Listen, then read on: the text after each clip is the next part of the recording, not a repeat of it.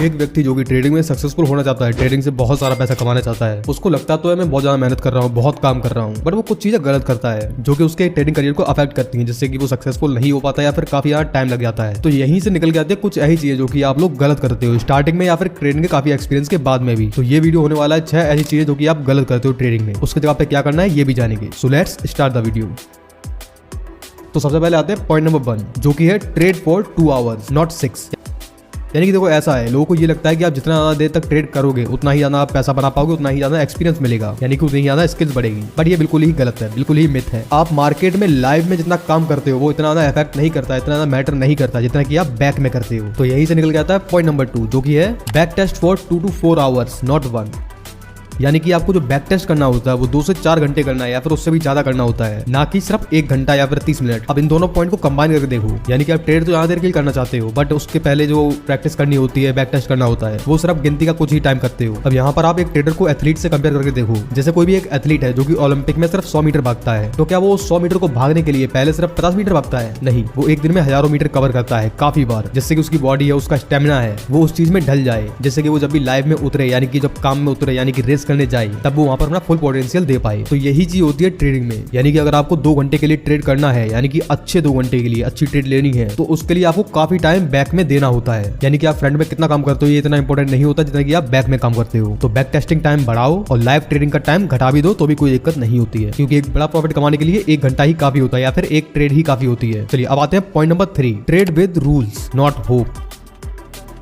मैं गारंटी दे सकता हूँ 99% लोग जो भी नए ट्रेडर होते हैं, जिनको अभी मार्केट में लगभग 2, 4 या 5 महीने ही हुए होते हैं, वो अभी भी अपने ट्रेडिंग रूल्स को फॉलो नहीं कर पाते, अपने ट्रेडिंग प्लान को फॉलो नहीं कर पाते हैं। उनकी जो बेसिक ट्रेड्स होती है या फिर जो भी वो ट्रेड लेते हैं वो लेते हैं होप के भरोसे, यानी कि मार्केट ऊपर जा रहा है तो मैं अभी ले लेता हूँ, ऊपर जाएगा, या फिर मार्केट काफी ज्यादा ऊपर आ चुका है तो मैं यहाँ पर सेल कर देता हूँ, नीचे आ जाएगा। तो ये एनालिसिस नहीं होता है, ये होता है थिंकिंग, यानी कि होप, आशा में काम करना। आपने ना कोई स्ट्रेटजी यूज की है, ना ही आपको कोई सिग्नल मिला है, बस आपने अपने दिमाग के भरोसे, और दिमाग के भरोसे यानी इमोशंस के भरोसे, और इमोशंस आपके सबसे बड़े दोस्त भी हो सकते हैं और सबसे बड़े दुश्मन भी। अगर कंट्रोल में है तो दोस्त, अगर नहीं है तो सबसे बड़े दुश्मन। तो अगर ट्रेडर हो तो आशाओं को गोली मारो और अपने रूल्स और ट्रेडिंग प्लान के साथ में ट्रेड करो। Point number 4 trade with 1 strategy not with 10।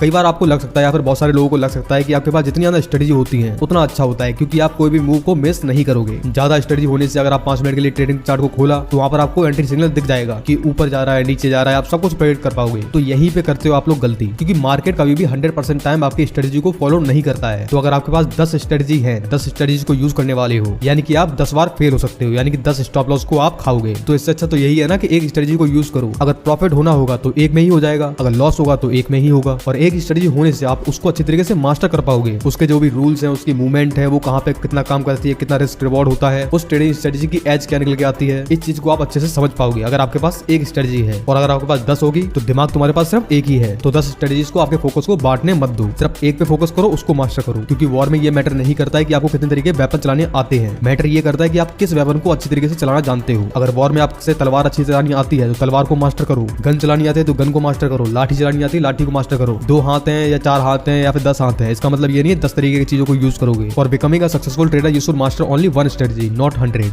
तो अब आते हैं point number 5 your risk should be around 1 to 2% not full account. यानी कि आप जो भी ट्रेड में रिस्क लेते हो, कितना लॉस लेने वाले हो, वो कुछ ही पार्ट होना चाहिए आपके पास जितनी भी कैपिटल है। अगर आप काफी ज्यादा रिस्क लेने वाले व्यक्ति हो, मतलब बहुत बड़ा रिस्क लेते हो, तब भी आपका जो भी रिस्क होना चाहिए वो टोटल कैपिटल का सिर्फ 1 से 2% ही होना चाहिए। अब ये मैटर नहीं करता वो परसेंट आपका कितना पैसा निकल के आता है। हो सकता है आपके पास कम कैपिटल है तो वो परसेंट जो है वो हो सकता है 100 या 50 रुपए निकल के आए। तो यहाँ पर क्या करना है, यहाँ पर आपको अपनी कैपिटल को बढ़ाना है, बट प्रैक्टिस पहले करते रहो, जब थोड़े से आपके इमोशन कंट्रोल में आ जाए, कुछ ट्रेडिंग एज बन जाए, तब अपनी कैपिटल को बढ़ाओ, अपने आप तुम्हारा रिस्क बढ़ जाएगा। और अगर रिस्क बढ़ेगा तो रिस्क रिवॉर्ड भी बढ़ेगा। बट ऐसा नहीं करना है कि आपके पास 10,000 है तो एक ट्रेड में 5,000 रुपए का रिस्क ले लिया, या तो करोड़पति या तो रोडपति। अगर तुम ऐसा सोचते हो तो तुम्हारी जगह मार्केट में नहीं जुआरी बाजार में है। तो अपने रिस्क को मैनेज करना तुमको आना ही चाहिए। Point number 6 aim for 1:2 risk reward not 1:1 और 1:10।